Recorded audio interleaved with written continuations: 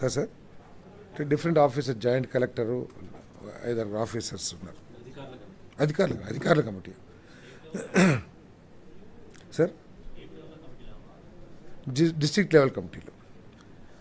So గత ప్రభుత్వం ఎంత ఘోరంగా చేసిందంటే, సుప్రీంకోర్టు, ఎన్జిటీలు ప్రభుత్వ యంత్రాంగాన్ని, ప్రభుత్వాన్ని ఈ ఇసుకలో జరుగుతున్న అవకతవకలు లేకపోతే వైలేషన్స్ ఏదైతే ఉన్నాయో వాటి గురించి ఇన్ఫర్మేషన్ అడిగితే వాళ్ళ ఆ ఉన్నత న్యాయస్థానాలను కూడా మిస్లీడ్ చేసే విధంగా సర్టిఫికెట్స్ కూడా ఇవ్వబడాయని చెప్పేసి రికార్డ్స్ అన్నీ కూడా చెప్తా ఉన్నాయి. ఆ విధంగా కాకుండా సుప్రీంకోర్టు వివిధ సమయాల్లో వెలుబుచ్చిన అభిప్రాయాలను కానివ్వండి, ఎన్జిటి వెలుబుచ్చిన అభిప్రాయాలు కానివ్వండి, అందరి ఆ అభిప్రాయాలన్నింటినీ కూడా గౌరవిస్తూ ఇక్కడ పారదర్శకంగా ఉచిత ఇసుక ఇచ్చే కార్యక్రమాన్ని చేస్తామని చెప్పేసి కూడా మనం చేస్తామని. మరి దీని తర్వాత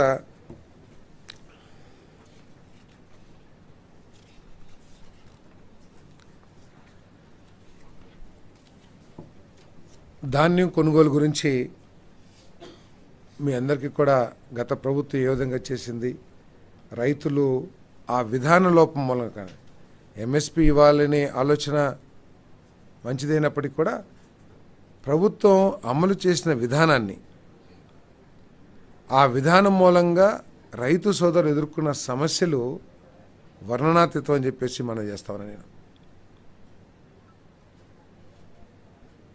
ఒక మండలంలో పండించిన ధాన్యాన్ని ఎక్కడో సుదూరమైన మండలంలో మిల్స్కి ట్యాగ్ చేయటం,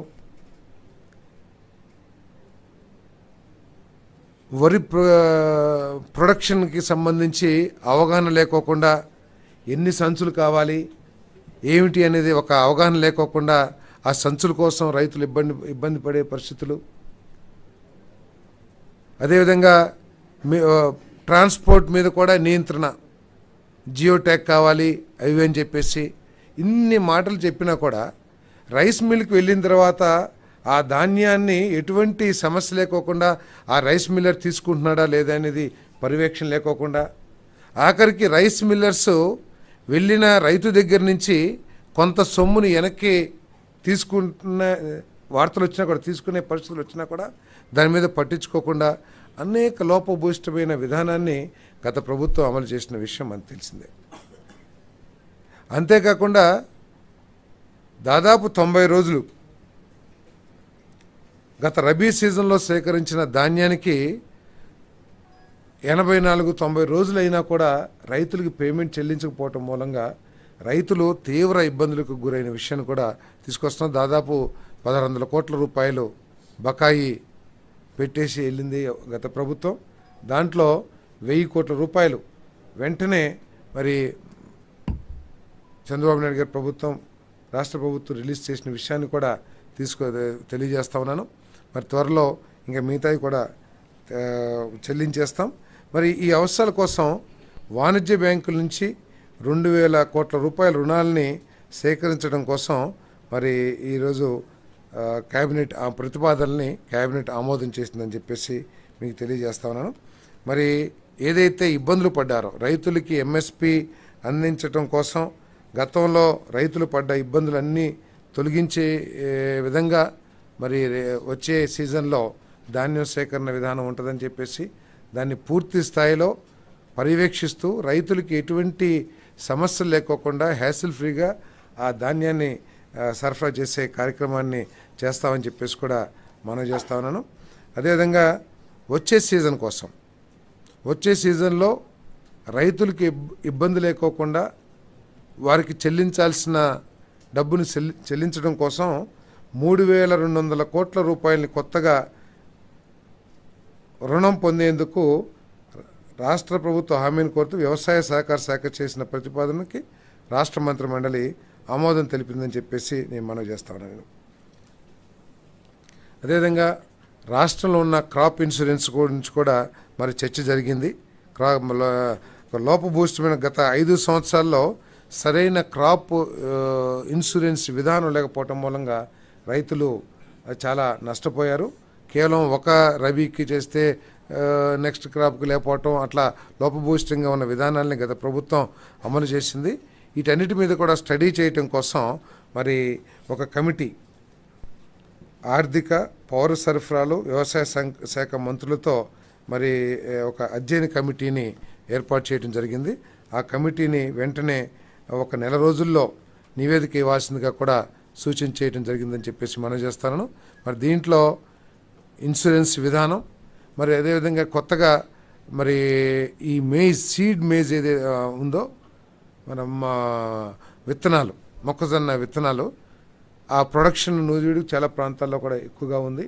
దానికి చాలా ఖర్చుతో కూడుకున్న వ్యవసాయ విధానం, దాని మీద కూడా మరి ముఖ్యమంత్రి గారు స్టడీ చేయమని, మామిడి రైతుల ఇన్సూరెన్స్ కూడా స్టడీ చేయమని చెప్పేసి కూడా ఈ కమిటీకి తెలియచేయడం జరిగిందని చెప్పేసి మనం చేస్తా ఉన్నాను. అంతేకాకుండా కౌలు రైతుల గురించి కూడా చర్చించడం జరిగిందని చెప్పేసి మనం చేస్తాను. ఎందుకంటే కౌలు రైతులకి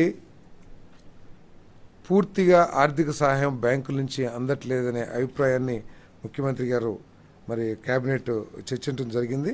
మరి రాబోయే రోజుల్లో తప్పకోకుండా దాని మీద ఒక స్టడీ చేసి ఈ కౌలు రైతు కార్డులు ఏవైతే ఉన్నాయో ఏ విధంగా ఇవ్వాలనే దాని మీద వాళ్ళకి ఎటువంటి ఇబ్బందులు లేకుండా సులువుగా రుణాలు అందించడం కోసం ఎటువంటి విధానాన్ని తీసుకురావాలనే దాని మీద అధ్యయనం చేయమని చెప్పేసి కూడా ముఖ్యమంత్రి గారు సూచించడం జరిగింది. అంటే కౌలు రైతులకి మేలు చేయాలి.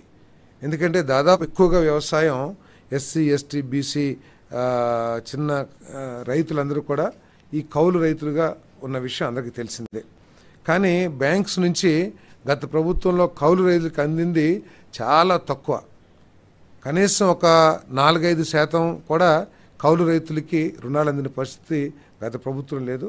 మరి దాన్ని సులభతరం చేయటం కోసం ఏ విధంగా కౌలు రైతు కార్డులు ఇవ్వాలి, వాటన్నిటి మీద కూడా అధ్యయనం చేయమని చెప్పేసి ముఖ్యమంత్రి గారు సూచించారని చెప్పేసి మనం చేస్తాను. అదేవిధంగా 2018లో ఆనాడు ముఖ్యమంత్రిగా ఉన్న చంద్రబాబు నాయుడు గారు ప్రకృతి వ్యవసాయాన్ని ఈ రాష్ట్రంలో 5 లక్షల ఎకరాల్లో ప్రారంభించిన విషయం మీ అందరూ కూడా గుర్తుండే ఉంటుంది. మరి ఆ వ్యవసాయానికి మరి గుల్బెంకియన్ అవార్డు వచ్చింది. ఇది వ్యవసాయ రంగంలో నోబెల్ ప్రైజ్తో సమానం అని చెప్పేసి మనం చేస్తాను.